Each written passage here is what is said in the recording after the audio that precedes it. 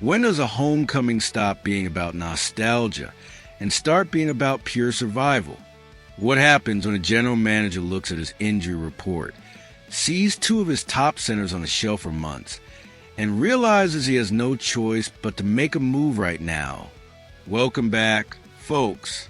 We've been talking about the Phillip Danault trade for weeks now, celebrating the return of a beloved former Hab, analyzing what it means for the playoff push. But thanks to a detailed report from Jonathan Tavel dated December 20th, 2025, we now know the full story behind this deal. And let me tell you, it's a lot less about fairy tales and a lot more about emergency surgery. The Montreal Canadiens didn't bring Phillip Danault back just because it felt good. They brought him back because they had no other choice. Their center depth had been absolutely decimated by injuries, and Ken Hughes was staring down the barrel of a lost season if he didn't act fast. Let's start with the medical report, because this is where the urgency comes from. Kirby Dach, one of Montreal's most important young centers, went down with a fractured foot, out indefinitely. Alex Newhook, another key piece of the center ice puzzle, required ankle surgery and won't be back until March or April the earliest. Suddenly, behind Nick Suzuki, the Canadiens had a gaping hole down the middle of the ice. Think about what that means for a team trying to make the playoffs. Your center depth goes from solid to terrifying in the span of a few weeks. You're asking third and fourth line centers to play minutes they're not ready for. You're exposing your young players to matchups they can't handle. You're watching your face-off percentage drop and your defensive zone coverage fall apart. Ken Hughes looked at the situation and knew he had to do something, and fast. The trade deadline was still months away, but the season was slipping through his fingers right now. He needed a veteran center who could step in immediately, eat tough minutes, win face-offs, kill penalties, and stabilize the lineup until the cavalry returned. Enter Phillip Danault. Now, here's where this gets really interesting. Danault wasn't having a good season in Los Angeles at all. In 30 games with the Kings, he had managed just 5 assists. 5. For a guy making $5.5 million a year, that's brutal production. He was playing his lowest minutes since 2016, clearly falling out of favor with the coaching staff. The Kings were moving on, giving more ice time to their young centers like Quinton Byfield and Alex Turcotte. For Los Angeles, this trade was a salary dump, pure and simple. They clear $5.5 million off their cap for this year and next, open up roster spots for their prospects, and got out from under contract that wasn't working anymore. They probably would have taken anything just to move him, but for Montreal, this was an opportunity, a low-risk, high-reward gamble on a player they knew intimately. Sure, Danault's offensive numbers were down, but Ken Hughes wasn't acquiring him to score goals. He was acquiring him to do all the things that don't show up on the score sheet but win hockey games. The cost? A second-round pick in 2026 that originally belonged to Columbus. That's it. For a proven NHL center who can play in all situations, that's an absolute steal. Second-round picks are valuable, sure, but they're also lottery tickets. Most of them never become impact NHL players. Danault is already an impact NHL player, even if his point totals don't reflect it this season. Let's talk about what Danault brings to this Canadiens team, because it's exactly what they were missing. First, face-offs. According to the report, Montreal ranks just 18th in the league in face-off percentage. That's not good enough if you want to make the playoffs. Winning face-offs means controlling possession. Controlling possession means spending more time in the offensive zone and less time defending.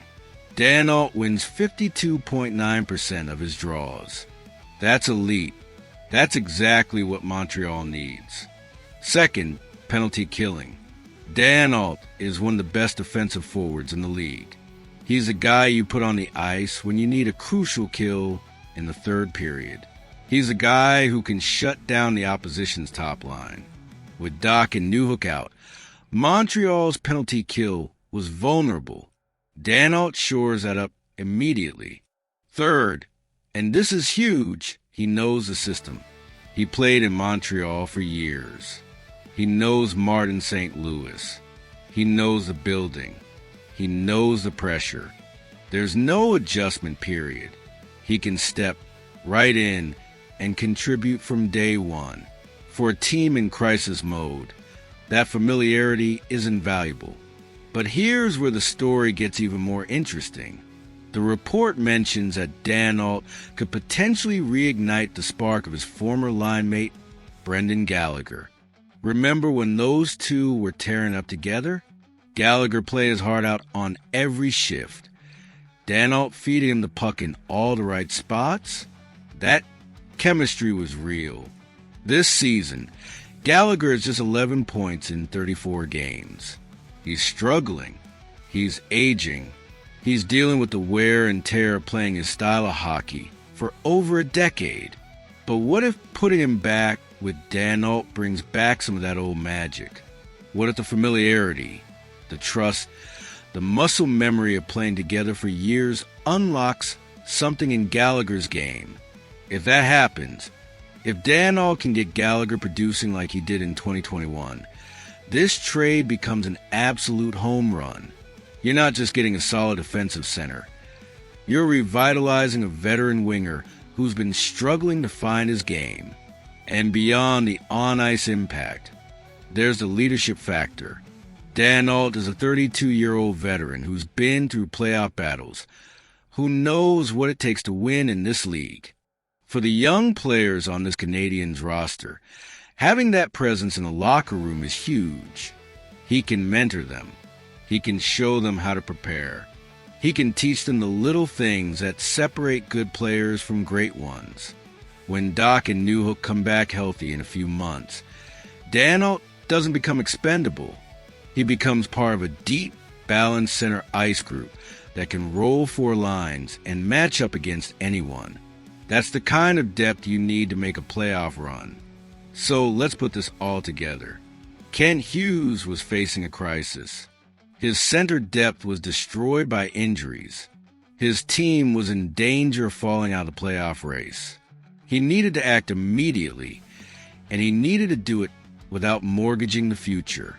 He identified a player who was available, who fit a need, who knew the organization, and who wouldn't cost a fortune in assets. He pulled the trigger on a second-round pick, brought Phillip Danault home, and stabilized his lineup in one move. This wasn't a sentimental decision. This was a calculated, intelligent piece of asset management. Hughes saw an opportunity and seized it. He bought insurance for his season. He gave his team a fighting chance to stay in the playoff race while his injured players recover. And here's the message it sent to the locker room. Management isn't giving up.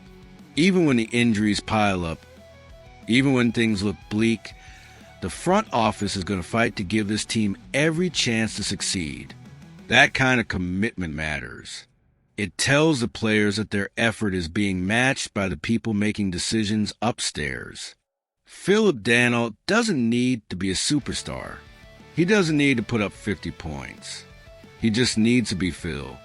Reliable, defensively sound, a leader, a stabilizing presence who can keep the ship afloat until Dach and Newhook return.